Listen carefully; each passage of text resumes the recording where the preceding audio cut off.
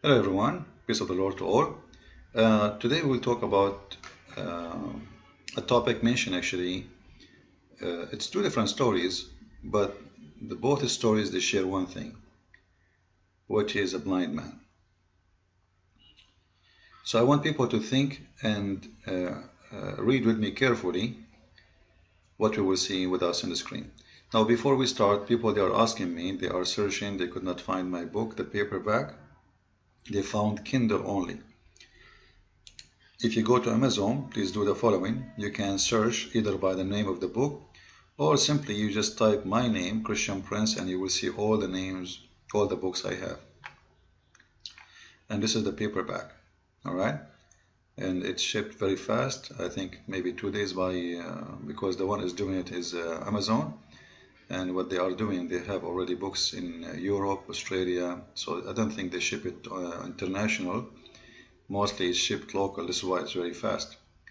I'm just guessing. This is why I explain, because some people order it. It was almost, less than 2 days. So I hope you will find it easy. Just go to Amazon.com and search for the name of the book, or just type my name, and you will see all the books has my name. Now we go back to our topic. The blind man story with Jesus simply is very beautiful story, and it's not only just about Jesus doing a miracle, it's about wisdom. You will notice one of the disciples asked Jesus what sin this blind man he did.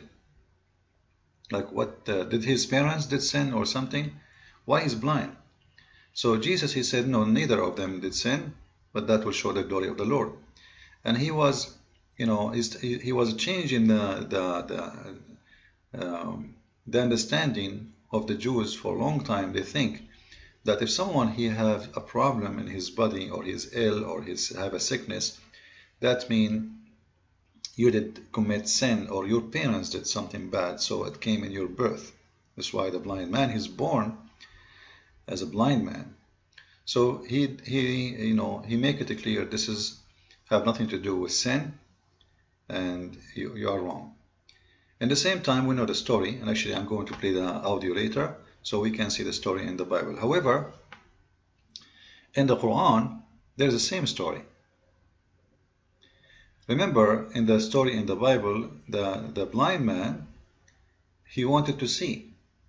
The blind man, he is a person who desperate. Like, this is not really a surprise, right? Imagine, God forbid, you lost your vision, or you are a person with my love to all those who they are blind. I have a very special respect for them and love for them.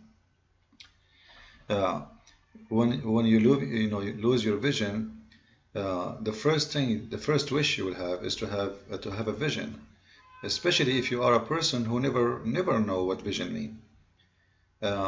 So this is maybe the most important thing for a human being to wish. You see today people they are making plastic surgery for their nose and for their lips. That because simply they are living the fantasy of gifts. Like they don't recognize how many beautiful things God He gave them. And one of it is the vision. So now because they got all those things, and they got the money and they got the wealth, so they are busy with doing stupid things in their body. So they put silicone in their lips, silicone in their cheek, silicone in their, I don't want to say where, in their breast. And then at the end of the day, like after a few years, you will have cancer and you will die. And they will tell you, oh, sorry, we found that this is, at that time, we thought it was okay, and now we discover it's not. So a blind man, there is no way he would wish anything except to see. The same story happened to Muhammad. A blind man, he come to him to complain about his blindness. You know what? When a person he complain about his blindness, what does that mean? He's hoping, because he do not need to tell about it. You know, a Muslim, he might say to you, oh, he's telling the Prophet he cannot go to jihad. Well, he know that. He's a blind man. Nobody will ask him to go anywhere. This guy, he can go to the bathroom. So it doesn't make sense anyway. The blind man is coming to complain about his blindness. What does that mean? It means he is asking Muhammad to make a miracle. Obviously, this blind man, he thought that Muhammad, as long he is a prophet of God, and he claimed that Jesus is just a prophet of God. So both of them, they are prophets of the same God. So how come the prophet of the same God, they will not do what the same prophet, the first one, did before? How come Jesus was able to make the blind man see, but Muhammad, he do not? The blind man came to him, he said to him, I am complaining, I have a blindness. Muhammad, he gave him a verse saying, it's those who sit home, who don't go to jihad, are not equal to those who don't go to jihad unless they are disabled. What does this have to do with the guy? They might say to you that the story here is not about the man asking for a miracle, but he's saying to the Prophet, I cannot go for jihad. As I said, this doesn't make sense, because anyway, he's a blind, he do not need to prove it. He's born in the city of Mecca as a blind man. And there is no point of him complaining about it. He complained about his blindness, not about he cannot go and to do jihad. Same time, if we go to the story, as it's mentioned in Asbab al-Nuzul, we will see why I say Muslim stories, all of it is invalid. All of it. Actually, there's a video I saw yesterday, and it's listed right now under the one who published it in my website, in investigateislam.com. You can go and watch it, about a Muslim explaining why Islamic source, according to him, all Islamic source in the hadith should not be trusted. Only the Quran should be trusted. And why? He said that when you see a hadith, it says narrated from, and I heard from, and he said, and he heard, etc. So according to, and I say this is if you take it to the court, the judge will not accept it. But the fact isn't it the Quran is according to. If you have a Quran in Arabic right now, open the last pages of the Quran. You will see that this Quran is written according to. And by the way, all the according to, none of them is what it should be, because Muhammad, he said, خُذُوا الْقُرْآنَ عَنْ أَرْبَعَ, take the Quran from 4, and none of those 4 is those the Quran today is taken from as according to. And to prove my point that Islamic books is not a valid source, I will take you to the same story. You see how the story here? The story here looked like about someone complained about his blindness, as we see. If we go to the book of Asbab al-Nuzul, we will see the same guy. Remember the name. Remember the name of the person. Ibn Maktum. Do you see it? I want you to remember the name because that is important. The name of the person who complained. Ibn Maktum. Ibn mean son, mean mother, Maktum, the name of the son, which means his name is Maktum. It's very funny in Arabic, like the son of Umm Maktum, but he is Maktum. Just say he's Maktum. Anyway, let us go. Let it go. If we go to the book of Asbab al-Nuzul and we read the chapter 80, verse number 1, and I'm glad we have some translation for this, you will see that this guy, he came, he's not complaining about his blindness. He was asking Muhammad. Muhammad was busy with a bunch of businessmen who they are really rich, all right, very well-known people in Quraysh, and actually they are his family, you know, most of them. Abu Jahl ibn Hisham, this is not his name. Anyway, Muhammad, he changed his name because he refused Islam. And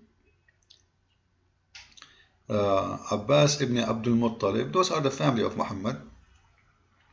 Abu Jahl is very rich. This is why the Quran have a chapter about him and his wife. It says that his money will not protect him because he's a rich man.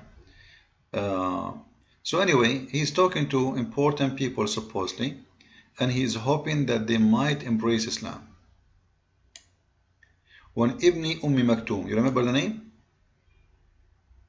Stood up and said, O Messenger of Allah, teach me of that which Allah has taught you. If you think about the story here, let us continue first before we finish the story. And he kept requesting that, and then the Prophet, he turned his face from him. He was upset, he was angry from him, etc. Which means he made him get away. Now, if you think about it, the story is very funny and very stupid. Why? If this guy Muhammad is trying to convert those people about Islam, and this guy here, the blind man, is asking him to teach him about what Allah taught him. Well, isn't this is the same topic? So why Muhammad getting upset? If Muhammad is teaching those people about Islam, it means he's talking about Islam. It means he's talking about what Allah taught him. So why he is telling him, I'm busy? Busy in what? Aren't you the same? It's the same topic. Obviously, he was not talking about Allah. Obviously, he is talking about something totally different. So obviously, the man, he was speaking about something different. He was maybe trying to tell them, if you join me, we can attack other tribes. We will make an army, and we will make you more rich. You will become more powerful, etc. Otherwise, if they are talking about Islam already, and the guy here, the blind man, already is listening because he's already there. As you see, he is sitting. It says he stood up. So if he is talking about God, there is no need for him to say, teach us about God. Obviously, Muhammad is not talking about God. And that shows us how Muslims fabricate stories, because how come the story here, which is about the same person, the same incident, doesn't match with the story in the hadith? Because the story in the hadith says the man, he complained about his blindness. Now, if we take the same story, if a man, he came to Muhammad, complained about his blindness, Muhammad, the first thing he should do, why he don't try to make a miracle? Why he don't invoke his God to recover this man? So everybody will see that Muhammad is a true prophet of God. He cannot do it. He he's a false prophet. He there's no God he have. Same time, if we go to the Bible, we will see the following. As Jesus passed by, he saw a man which was blind from his birth. And his disciples asked him, saying, Master, who did sin, this man or his parents, that he was born blind? Jesus answered, Neither hath this man sinned, nor his parents, but that the works of God should be made manifest in him. I must work the works of him that sent me, while it is day. The night cometh when no man can work. As long as I am in the world, I am the light of the world. When he had thus spoken, he spat on the ground, and made clay of the spittle, and he anointed the eyes of the blind man with the clay, and said unto him, Go wash in the pool of Siloam, which is by interpretation, sent. He went his way therefore, and washed, and came seeing.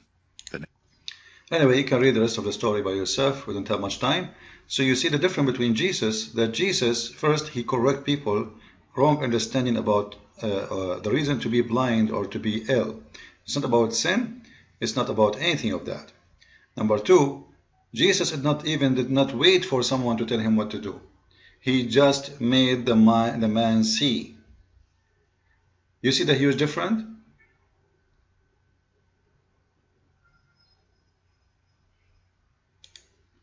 In the case of Muhammad, he gave him a Quran. In the case of Muhammad, he made fun of the blind man. He was upset. In the case of Jesus, he gave him vision. He gave him eyes. He created eyes for him. That is Jesus. And this is your Muhammad. Christ is Lord.